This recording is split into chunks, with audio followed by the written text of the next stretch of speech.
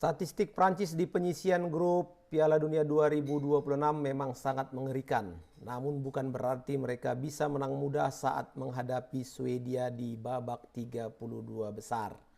Adu ketajaman antara Mbappe versus Gyökeres akan sangat menarik, sebagaimana adu taktik yang akan dimainkan oleh Didier Deschamps versus Graham Potter.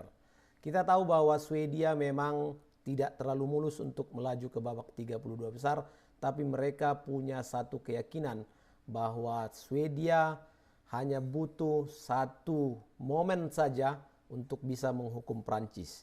Tapi tidak semudah itu karena memang Prancis juga merupakan tim yang sangat luar biasa, kemampuan kualitas individu dan juga kerjasama tim. Tentu akan menarik untuk kita bahas sobat seperti apa preview match laga antara Prancis versus Swedia. Simak terus video Papatola, jangan lupa untuk like, share, subscribe, dan berikan komentar kalian di kolom komentar video-video Papatola Football. Mari kita mulai. Sudah tidak sabar ya, sudah tidak sabar bagi pendukung Prancis, pendukung Swedia. Ini duel yang akan sangat menarik untuk ditunggu ya. Karena memang kita tahu pertandingan akan berlangsung di New Jersey Stadium, di mana mempertemukan dua tim yang berbeda. Karena Prancis sebagai juara dunia 2 kali ini melaju sempurna sobat. 3 kali pertandingan ya, dengan 3 kali kemenangan di fase grup, 10 gol yang diciptakan dan hanya kebobolan 2 gol. Di sisi lain Swedia walaupun lolos dari peringkat 3 terbaik tapi masih menyisakan banyak tanda tanya. Terutama lini belakang mereka yang sudah kebobolan 7 gol sepanjang penyisian grup. Jadi secara kualitas statistik ya, memang akan terjadi ketimpangan di atas kertas. Tapi itu tidak menjadi mutlak karena di babak knockout semua hal bisa terjadi. Kalau melihat Prancis yang begitu dominan sejak awal turnamen ya, menang atas Senegal, menang atas Irak, dan di pertandingan terakhir menghancurkan Norwegia 4-1. Dan di situ bagaimana kelihayan Ousmane Dembele yang bisa mencetak hat-trick. Dan Mbappe tetap menjadi ancaman utama bagi siapapun yang akan menjadi lawan-lawan Prancis. Dan yang menonjol bagi tim Prancis di tahun ini adalah kedalaman skuad mereka yang begitu mewah. Jadi saat Deschamps melakukan rotasi, kualitas tim tidak menurun ya. Artinya pemain yang diturunkan di line up dengan pemain yang sudah terjadi pergantian di babak kedua, kualitas kerjasama tim, teknik taktikalnya tetap stabil. Dan di sisi taktik kalau kita lihat ya, Prancis ini sangat fleksibel.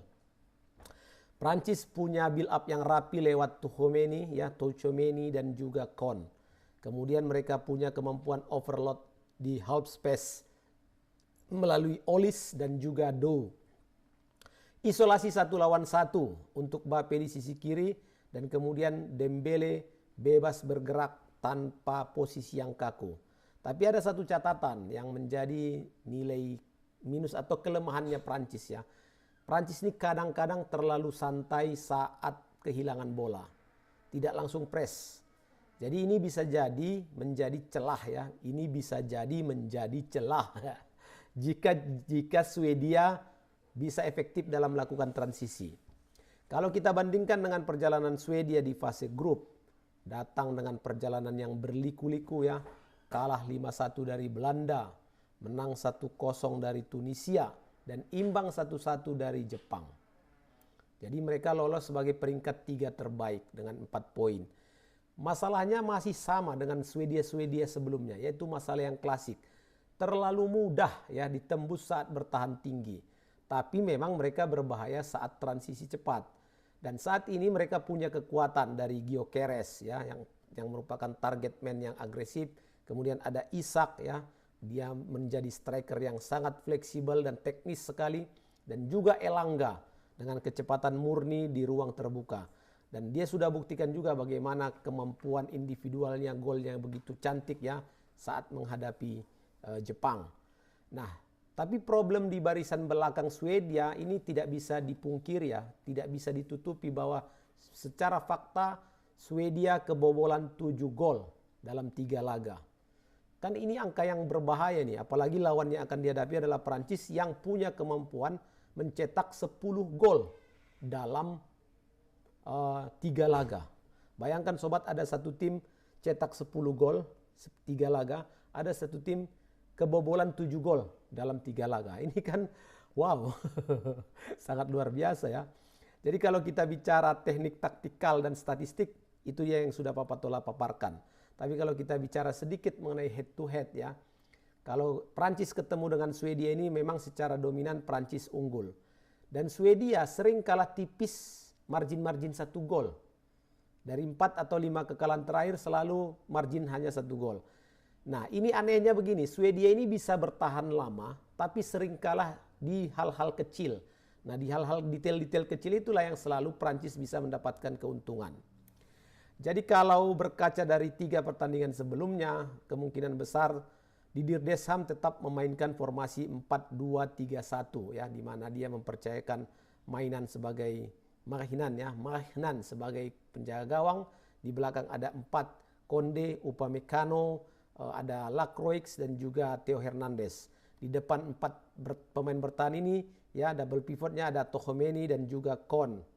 Di depan, di tengah ya, di tengah ada Dembele, Olise dan juga Doué, dan 1 striker dipersilahkan kepada Mbappé untuk menjadi penyerang ya.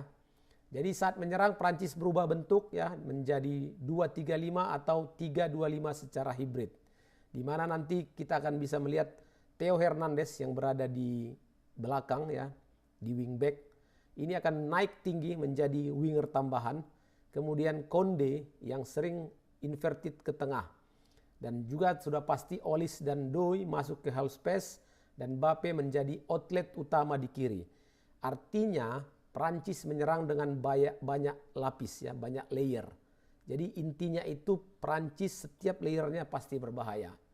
Dan kunci Prancis dalam pertandingan nanti adalah overload di sisi kanan, di mana di sana ada Dembele ditambah dengan Konde. Dan kemudian membiarkan Mbappé diisolasi ya oleh bek Swedia karena akan membuka ruang untuk pemain-pemain yang lain, dan juga Prancis akan mengharapkan kreativitas Olise di ruang antar lini. Nah, harusnya Graham ya, pelatih dari Swedia, kemungkinan besar akan merespon strategi Didier Deschamps dengan memainkan pola 3-4-1-2. Dan penjaga gawang yakin Papa Tola masih tetap Zetterstrom ya, karena dia memang penjaga gawang utama dan tidak ada informasi apapun apakah dia cedera atau kurang fit, tidak ada. Jadi sangat berkeyakinan Zetterstrom yang akan dimainkan di penjaga gawang. Di belakang ada 3 defender ya, Lagerbielke, Lindelof dan juga Gansmons. Kemudian di tengah nanti ada Bernhardsson, Ayari, Berval dan juga Stroot. Nah di sini akan didukung oleh Elanga sendirian dan dia membiarkan 2 duet penyerang Gyökeres dan Isak. Jadi secara struktur permainan Swedia akan bertahan dalam ya, di mana dia akan memainkan 5-3-2 low block saat tanpa bola. Nah kalau saat tanpa bola wing back turun menjadi 5 back ya, dari 3 tadi wingnya menjadi naik turun ke bawah menjadi 5. Nah di sini Elanga yang ada di tengah akan menjadi outlet transisi. Ketika misalnya Swedia mendapatkan bola dari kegagalan serangan dari Prancis, maka Elanga nanti akan menjadi outlet untuk kembali mengatur tempo dan irama permainan. Nah di depan Isak dan Gyökeres harus siap untuk melakukan direct attack ketika Swedia mendapatkan peluang. Jadi fokus Swedia di pertandingan menghadapi Prancis bukanlah mendominasi pertandingan, bukan mendominasi penguasaan bola, tapi bagaimana mereka bisa survive dan juga bisa melakukan strike. Nah kuncinya bagi Swedia adalah transisi cepat, 3 atau 5 detik setelah recovery bola. Dan kemudian bola langsung ke Isak atau ke Gyökeres. Dan di situ ada exploit ruang di belakang fullback Prancis.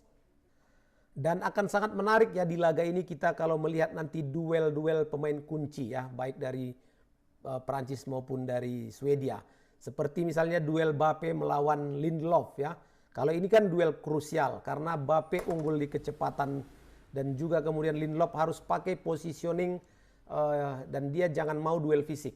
Karena jika Lindelof kalah 1 lawan 1, blok pertahanan Swedia akan runtuh. Kemudian juga menarik untuk menyaksikan nanti bagaimana duel Dembele versus Gudmundsson. Nah kalau Dembele ini kan sudah harus kita akui dia memang unpredictable ya. Tidak bisa mudah untuk diprediksi. Nah, kalau Gudmundsson sering kalah dalam situasi 1 lawan 1, ini juga bisa jadi sumber chaos di sisi kanan Swedia. Nah, kalau melihat aksi pemain muda Prancis lagi, Ollis yang akan berhadapan dengan Bergvall. Nah, kalau Ollis ini kan dia punya kemampuan melakukan kreator ruang. Sementara Bergvall dari Swedia dia punya energi untuk melakukan pressing. Kalau ini duelnya akan menentukan siapa yang menguasai half space.